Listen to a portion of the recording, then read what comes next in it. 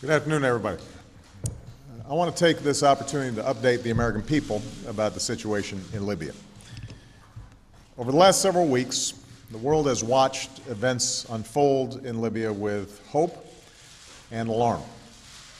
Last month, protesters took to the streets across the country to demand their universal rights and a government that is accountable to them and responsive to their aspirations. But they were met with an iron fist. Within days, whole parts of the country declared their independence from a brutal regime, and members of the government serving in Libya and abroad chose to align themselves with the forces of change. Muammar Gaddafi clearly lost the confidence of his own people and the legitimacy to lead. Instead of respecting the rights of his own people, Gaddafi chose the path of brutal suppression. Innocent civilians were beaten, imprisoned, and in some cases killed. Peaceful protests were forcefully put down. Hospitals were attacked, and patients disappeared. A campaign of intimidation and repression began. In the face of this injustice, the United States and the international community moved swiftly. Sanctions were put in place by the United States and our allies and partners. The UN Security Council imposed further sanctions, an arms embargo, and the specter of international accountability for Gaddafi and those around him. Humanitarian assistance was positioned on Libya's borders, and those displaced by the violence received our help. Ample warning was given that Gaddafi needed to stop his campaign of repression or be held accountable. The Arab League and the European Union joined us in calling for an end to violence. Once again, Gaddafi chose to ignore the will of his people and the international community. Instead, he launched a military campaign against his own people. And there should be no doubt about his intentions, because he himself has made them clear. For decades, he's demonstrated a willingness to use brute force through his sponsorship of terrorism against the American people, as well as others, and through the killings that he has carried out within his own borders. And just yesterday, speaking of the city of Benghazi, a city of roughly 700,000 people, he threatened, and I quote, "We will have no mercy and no pity." No mercy on his own citizens. Now, here's why this matters to us. Left unchecked, we have every reason to believe that Gaddafi would commit atrocities against his people. Many thousands could die. A humanitarian crisis would ensue. The entire region could be destabilized, endangering many of our allies and partners. The calls of the Libyan people for help would go unanswered. The democratic values that we stand for would be overrun. Moreover, the words of the international community would be rendered hollow. And that's why the United States has worked with our allies and partners to shape a strong international response at the United Nations. Our focus has been clear: protecting innocent civilians within Libya and holding the Gaddafi regime accountable. Yesterday, in response to a call for action by the Libyan people and the Arab League, the UN Security Council passed a strong resolution that demands an end to the violence against citizens. It authorizes the use of force with an explicit commitment to pursue all necessary measures to stop the killing, to include the enforcement of a no-fly zone over Libya. It also strengthens our sanctions and the enforcement of an arms embargo against the Gaddafi regime. Now, once more, Muammar Gaddafi has a choice. The resolution that passed lays out very clear conditions that must be met. The United States, the United Kingdom, France, and Arab states agree that a ceasefire must be implemented immediately.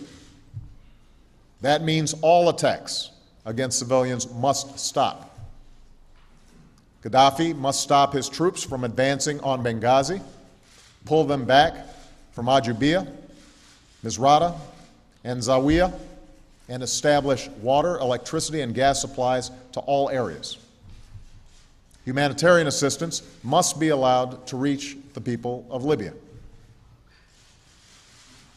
Let me be clear. These terms are not negotiable. These terms are not subject to negotiation. If Gaddafi does not comply with the resolution, the international community will impose consequences, and the resolution will be enforced through military action. In this effort, the United States is prepared to act as part of an international coalition. American leadership is essential, but that does not mean acting alone. It means shaping the conditions for the international community to act together. That's why I've directed Secretary Gates and our military to coordinate their planning, and tomorrow Secretary Clinton will travel to Paris for a meeting with our European allies and Arab partners about the enforcement of Resolution 1973. We will provide the unique capabilities that we can bring to bear to stop the violence against civilians, including enabling our European allies and Arab partners to effectively enforce a no-fly zone. I have no doubt that the men and women of our military are capable of carrying out this mission. Once more, they have the thanks of a grateful nation and the admiration of the world. I also want to be clear about what we will not be doing. The United States is not going to deploy ground troops into Libya. And we are not going to use force to go beyond a well-defined goal, specifically the protection of civilians in Libya. In the coming weeks, we will continue to help the Libyan people with humanitarian and economic assistance so that they can fulfill their aspirations peacefully. Now, the United States did not seek this outcome. Our decisions have been driven by Gaddafi's refusal to respect the rights of his people and the potential for mass murder of innocent civilians. It is not an action that we will pursue alone.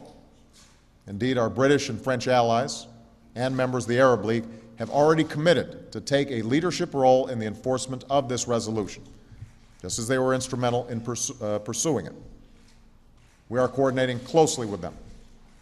And this is precisely how the international community should work, as more nations bear both the responsibility and the cost of enforcing international law. This is just one more chapter in the change that is unfolding across the Middle East and North Africa. From the beginning of these protests, we've made it clear that we are opposed to violence.